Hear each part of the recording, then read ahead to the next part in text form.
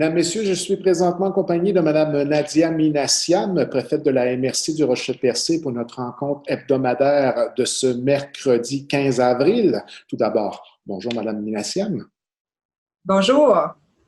Alors, aujourd'hui, nous avons décidé de peut-être faire un petit résumé de l'ensemble des aides financières qui sont offertes au niveau des services de la MRC du Rocher-Percé pour rappeler un peu à l'ensemble des entreprises qu'il y a de l'aide accessible au moment où on se parle.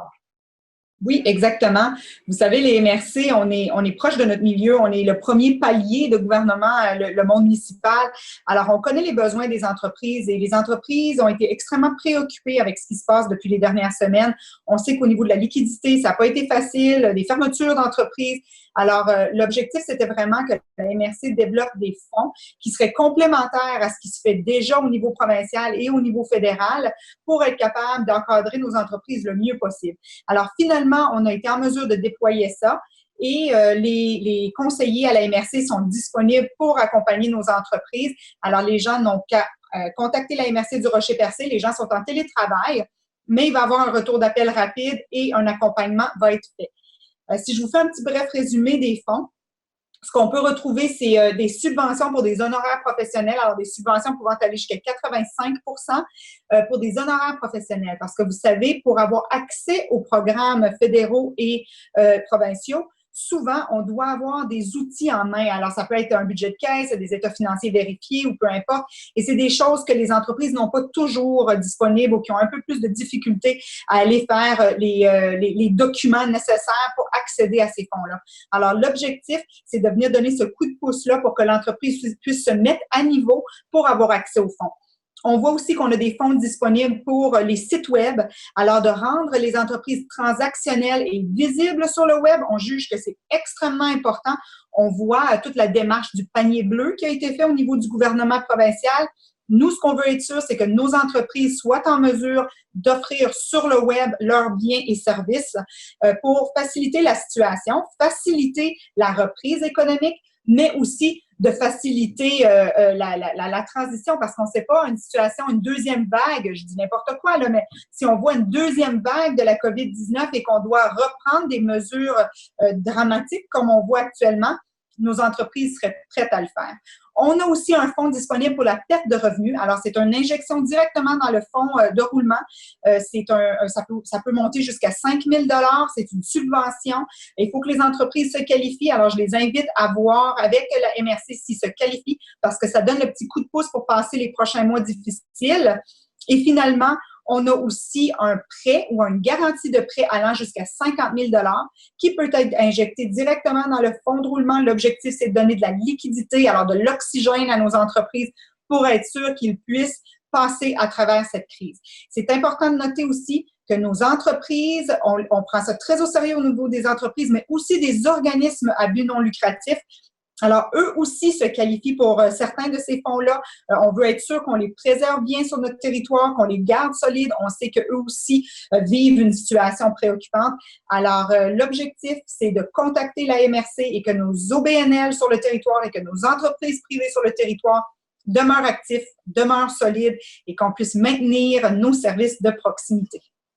D'autant plus pour en avoir bénéficié personnellement en tant qu'organisme à but non lucratif, il y a même une checklist de base qui a été créée pour faire vraiment les choses les plus importantes à faire à court terme pour pouvoir être prêt à pouvoir bénéficier et s'inscrire aux différents programmes applicables. Et on laisse un message si ça ne répond pas tout de suite et il n'y a absolument aucune inquiétude à avoir. On a un retour d'appel absolument dans les 24 à 48 heures qui suivent. C'était important pour nous à la MRC de collaborer avec nos partenaires. Alors, il y a une belle collaboration avec la SADC aussi, qui est dans les mêmes locaux que nous, pour être sûr que tous nos fonds soient complémentaires à ce que le gouvernement provincial et fédéral annonce. Alors, on sait qu'il y a beaucoup d'informations qui tombent des plus hauts paliers actuellement. C'est une grosse gestion d'informations. On voulait être sûr que tous nos conseillers en entreprise sur le territoire soient en mesure d'accompagner nos entreprises. Alors, on reste à l'affût de l'information et on reste disponible pour les entrepreneurs du territoire. tranquillement, pas vite, on voit qu'il y a certains services qui reprennent peu à peu et plus les semaines vont passer, c'est un peu l'objectif qu'on a à moyen terme. Le mot solidarité, achat local et patience en ce qui concerne les directives à suivre, je pense que ce sont trois aspects auxquels il va falloir vraiment faire attention et naturellement être à l'affût de l'information qui est disponible pour le moment.